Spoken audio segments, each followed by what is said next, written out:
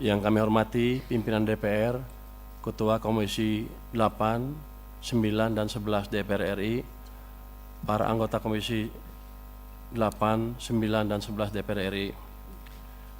Terima kasih untuk telah mengundang saya pada rapat pada siang hari ini. Saya nggak tahu bisa ngomong banyak nggak tentang BPJS, tapi saya akan coba isi sedikit lah dan memberi masukan sedikit juga.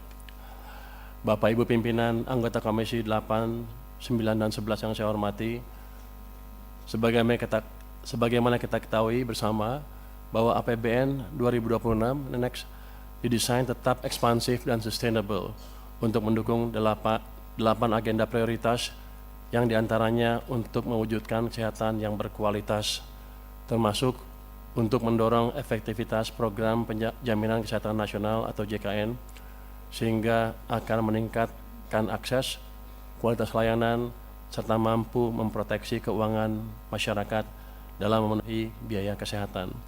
Kalau kita lihat total biayanya mencapai 247,3 triliun rupiah.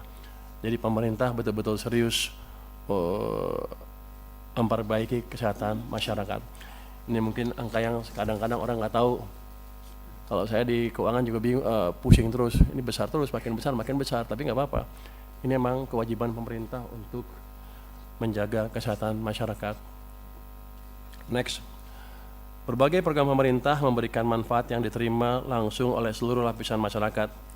Sekitar 897,6 triliun rupiah dari total belanja pada APBN 2026 diperkirakan akan diterima oleh masyarakat dalam bentuk MBG, subsidi, dan kompensasi energi, KUR, serta berbagai program bansos termasuk PBI JKN bagi 96,8 juta orang. Jadi terlihat sekali keberpihakan pemerintah terhadap masyarakat ya. Sebanyak 59% dari total alokasi tersebut akan dimanfaatkan oleh masyarakat yang seharusnya menjadi PBI JKN desil 1-5. Namun masih ada sekitar 41% masyarakat PBI JKN yang berada pada desil 6-10 yang seharusnya tidak menjadi PBI JKN. Mungkin langsung ya. Slide 5 langsung. Pemerintah secara konsisten mewujudkan kesehatan yang berkualitas.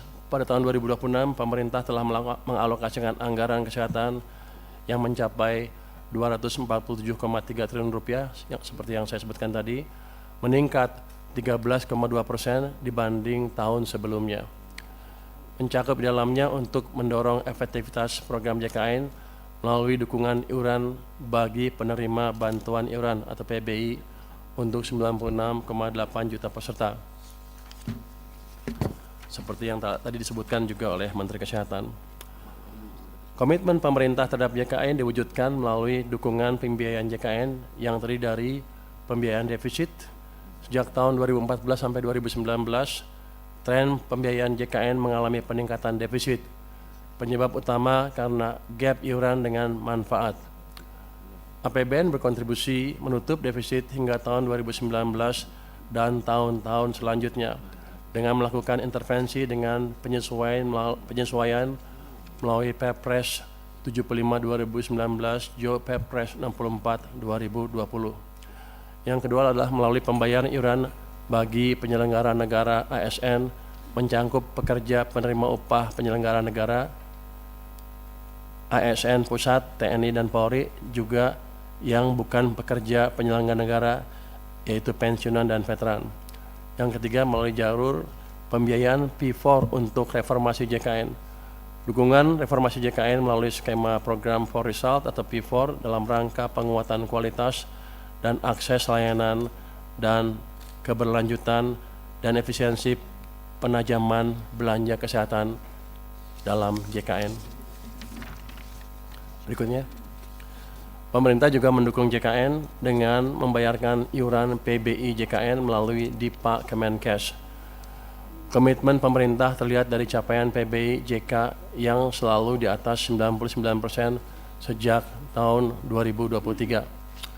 Sejak tahun 2021, besaran iuran jaminan kesehatan bagi peserta pekerja bukan penerima upah atau PBPU dan bukan pekerja atau BP dengan manfaat pelayanan di ruang perawatan kelas 3 telah disamakan dengan iuran peserta penerima bantuan iuran atau PBI, yaitu sebesar Rp42.000 per orang per bulan. Dari total iuran tersebut, Rp35.000 dibayarkan oleh peserta PBPU dan BP atau pihak lain atas nama peserta, sementara Rp7.000 dibayarkan oleh pemerintah sebagai bantuan iuran, dengan rincian Rp4.200 ditanggung oleh pemerintah pusat dan Rp2.800 ditanggung oleh pemerintah daerah. Saat ini pemerintah juga tengah dalam proses penyusunan rancangan peraturan presiden tentang penghapusan piutang iuran dan denda iuran jaminan kesehatan bagi peserta PBPU dan BP kelas 3. Kebijakan ini bertujuan untuk menghapus tunggakan iuran yang selama ini menjadi beban peserta, sekaligus mendorong peningkatan kepesertaan aktif dan keberlanjutan sistem jaminan kesehatan nasional. Coba bisa balik ke slide nomor 4 kalau nggak salah. Nomor 4. Ini saya di Kementerian Keuangan mencoba menganalisa kenapa sebelumnya nggak ada keributan, terus akhirnya ini tiba-tiba ada keributan. Kalau kita lihat tabel ini yang tadi juga dipakai oleh Menteri Sosial, itu jumlah penghapusan dan penggantian PBIJK yang dihapus tuh di bulan Februari tahun 2026 naiknya atau mencapai 11 juta orang, itu hampir 10% dari total kan, dari 98.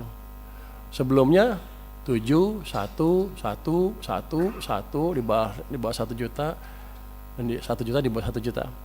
Jadi ini yang menimbulkan kejutan, kenapa tiba-tiba rame di bulan Februari tahun ini menurut dugaan kami ya, karena sedemikian besar orang yang terpengaruh dan mereka tidak tahu bahwa mereka sudah tidak masuk dalam daftar lagi, sehingga ya kerasa lah itu. Kalau 10% karena kan kerasa tuh, kalau 1% nggak ribut orang-orang. Begitu 10, hampir yang sakit tuh hampir semuanya kena tuh, dugaan saya ya. Jadi ini yang mesti dikendalikan ke depan.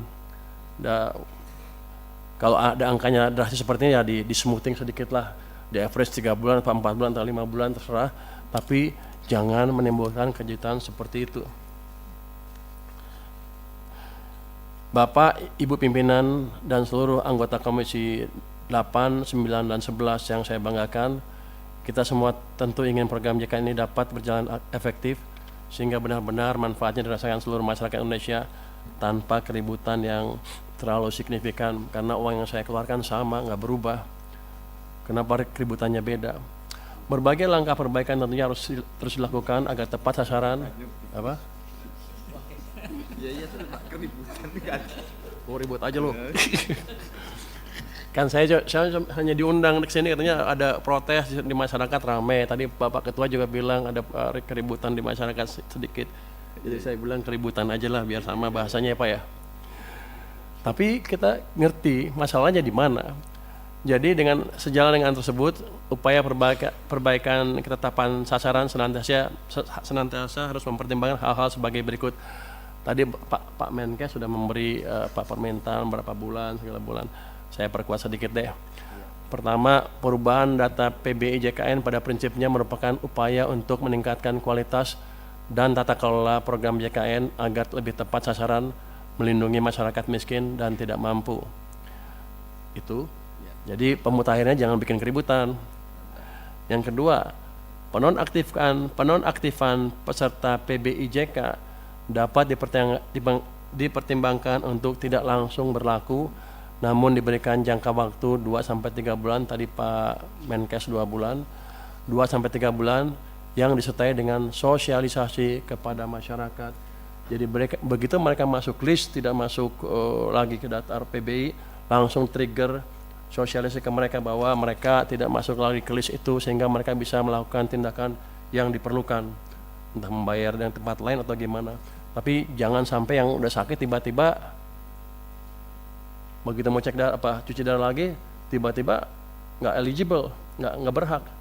Kan itu kayaknya kita konyol. Ya, Padahal uang yang saya keluarin sama. Saya rugi di situ, uang keluar, image jelek jadinya. Pemerintah rugi dalam hal ini, Pak.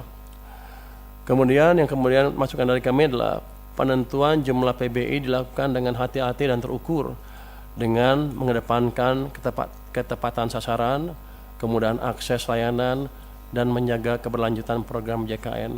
Tadi kan kalau ditanya ada nggak ruang untuk ngisi orang-orang tadi yang nggak masuk, kan ada. Kan masih 96 juta sekian kan, targetnya 98. Harusnya kalau prosedurnya clear, nggak ada masalah itu. Jadi masalahnya adalah masalah operasional, masalah manajemen, dan masalah sosialisasi yang harus bisa dibereskan secepatnya.